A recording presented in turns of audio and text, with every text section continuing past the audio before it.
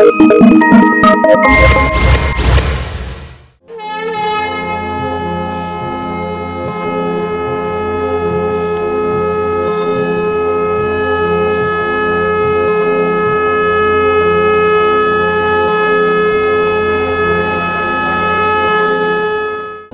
আনন্দে মুখরিত হয়ে ওঠে বাঙালি। 12 মাসের 13 পার্বণ বাঙালিদের ধর্মীয় আভিজাত্যের সাক্ষ্য বহন করে চলে। অন্য 5টি ঋতু, অন্য 5টি মাসের মতো বাংলা বছরের শেষ লগ্নে অর্থাৎ চৈত্র মাসে বাসন্তী পূজা অনুষ্ঠিত হয়ে থাকে। তবে দেশ দুনিয়ার বিভিন্ন প্রান্তে যে বাসন্তী পুজো অনুষ্ঠিত হয় তার থেকে খানিকটা ব্যতিক্রম হচ্ছে রাজধানী আগরতলার রাজন্য স্মৃতি বিজড়িত দুর্গাবাড়ির পূজার্চনা। বলা চলে শতাব্দী প্রাচীন এই পুজোর একটি ঐতিহ্যমণ্ডিত অধ্যায় রয়েছে। দেবী দশভূজা এখানে দেবভূজা হিসেবে পূজিতা হয়। অনন্তকাল থেকেই রাজকীয় আমল থেকে এই প্রথা এখনও অব্যাহত রয়েছে। রাজতন্ত্র থেকে গণতন্ত্রে উত্তরণ, তারপরেও সরকারিভাবে পূজা অনুষ্ঠিত হলেও রাজবাড়ির থেকে অধুনা বিলুপ্ত এই মন্দির এখন সরকারিভাবে পূজা অনুষ্ঠিত হয় সমস্ত ধরনের পূজাগুলো।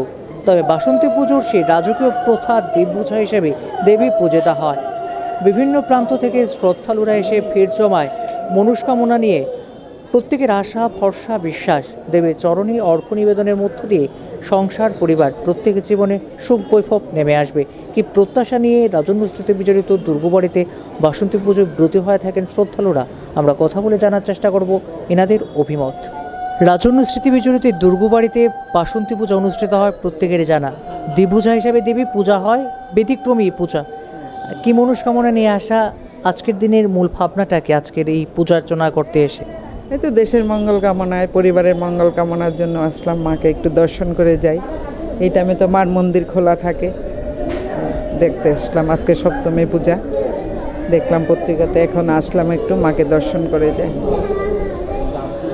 দেবী দশভূজা দুবার পূজিতা হয় এই ভুলুকে, একবার দুর্গাপূজা, অন্যবার বাসন্তী রূপে। এই পার্থক্যটা কি জানা আছে কি? কেন এই দুই পূজা, দশভূজা দেবী কখনো দ্বিভূজা হিসেবে রাজবাড়িতে, আবার অন্য জায়গার মধ্যে দশভূজা হিসেবে পূজিত হয়, তার মূল প্রেক্ষাপটটা, পৌরাণিক প্রেক্ষাপটটা জানেন কি? ক্লিয়ার বলতে পারবো না, তবে যতটুকু বড়দের মুখে শুনেছি, এইটা তো চৈত্র মাসে যে দুর্গাপূজা হয় সেটা তো হলো অরিজিনালি পূজা, হ্যাঁ। আর যেটা শরৎকালে হয় সেটা তো হলো অকাল বোধন রাম করেছিলেন, ওইটুকু বলতে পারি। আপনারা আমাদের স্ক্রিনে এই মুহূর্তে যে ছবিগুলো দেখতে পাচ্ছেন তা রাজধানী আগরতলায় অবস্থিত দুর্গাবাড়ি থেকে তোলা ছবি। সেই ছবির মধ্যে দেখতে পাচ্ছেন ব্যাপক উচ্ছ্বাস, উদ্দীপনা এবং ভাবগম্ভীর ধর্মীয় আবেগ অনুভূতির মধ্য দিয়ে দীপ ধূপ জেলে মাতার পূজার্চনার মধ্য দিয়ে ব্রতী হচ্ছেন শ্রদ্ধালুরা। প্রচলিত আস্থা, বিশ্বাস রয়েছে দেবী প্রকটিতা হয়েছিলেন ফুলুকে প্রত্যেকের মনস্কামনা এবং এই ফুলুক থেকে সমস্ত অশুভ শক্তির নাশ করতে। সেই প্রত্যাশা .com ইন্টারনেটের যুগে এখনও বহাল তবিয়তে বিদ্যমান। তাই ধীপ ধূপ জেলে প্রত্যেকের সাদা সাধ্যের মধ্যে পূজার্চনায় ব্রতী হয়েছেন। আমরা প্রতিটি মুহূর্ত এমনভাবে আপনাদের সামনে তুলে ধরব।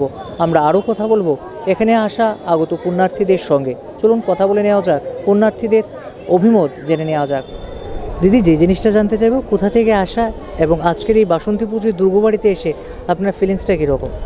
হ্যাঁ, আমার বাড়ি বনমালীপুর। আমি আমার মেয়ের সাথে এসেছি। আমার মেয়ে বলতে গেলে রাস্তাতে বেরোলেই যে কোনো ঠাকুরের মূর্তি দেখলেই প্রণাম করে। তাই আজকে আমি দুর্গাবাড়িতে এসেছি মাকে দর্শন করব বলে।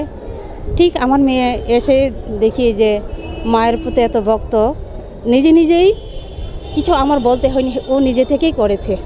তাই আমারও খুব ভালো লাগে। আর প্রত্যেক বছর আমি আসি, আর এই জন্যই আসি, খুব ভালো লাগে মার কাছে আসি। উৎসব বা পুজো মানে জাতি, উপজাতি, বিভিন্ন ধর্মবর্ণ সম্প্রদায় মিলেমিশে একাকার হয়ে যাওয়া। এই মন্দিরে এসে এমন কোনো পুরনো বন্ধু, কোনো আত্মীয় পরিজনদের সাথে কি দেখা হয় কি? হ্যাঁ, উৎসব আর মেলা মানে আমার ঠিক বলতে গেলে আমার দিদি। সর্বত্রই ভাবগম্ভীর পরিবেশের মধ্য দিয়ে বাসন্তী পুজো ব্রতী হয়েছেন শ্রদ্ধালুরা। বাড়িঘর থেকে বিভিন্ন মন্দির থেকে শুরু করে বিভিন্ন জায়গায় এক অনাবিল আনন্দ উচ্ছ্বাসের মধ্য দিয়ে মেতে উঠেছেন শ্রদ্ধালুরা বাসন্তী পুজো বন্দনায়।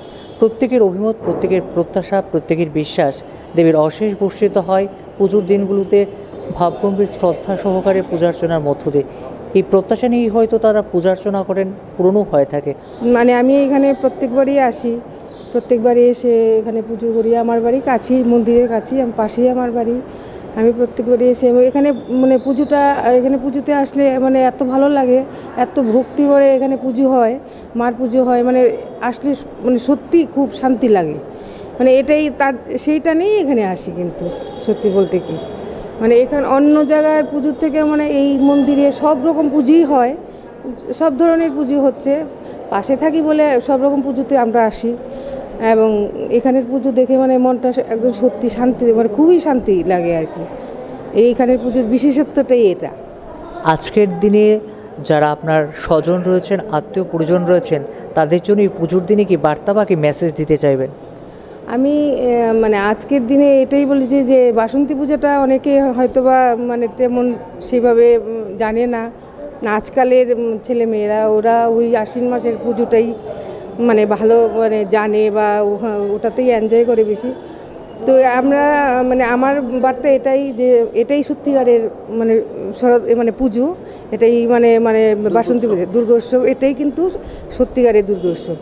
তো মানে এটার থেকে এই দুর্গোৎসবে সবাই আসুক, আনন্দ করুক, আশীর্বাদ নিক মার থেকে, এবং আমাদের দেশটাও যাতে মানে শান্তিপূর্ণভাবে আমরা থাকতে পারি দেশে, মার কাছে এই প্রার্থনাই করি, এবং সবার তরফ থেকে এই প্রার্থনাই করছি। দেবীর অশেষ বর্ষিত হোক সব্বার জীবনে, দেশ সমাজ রাষ্ট্রের হিত সাধিত হোক, ভালোবাসা মৈত্রীর সোহাগের বন্ধনে আবদ্ধ হয়ে বিশ্ব চরাচর হয়ে উঠুক মানব সভ্যতার এক উন্নয়নের এক লীলাভূমি। সেই প্রত্যাশা নিয়ে ভাবগম্ভীর পরিবেশের মধ্য দিয়ে পূজার্চনা সার্থক হয়ে উঠুক, সেই প্রত্যাশা আমাদেরও। সবাই সুস্থ থাকবেন, ভালো থাকবেন, আর অবশ্যই সাবস্ক্রাইব করতে ভুলবেন না আমাদের YouTube channel social Bangla. Visit us at www.thesocial.in। নমস্কার।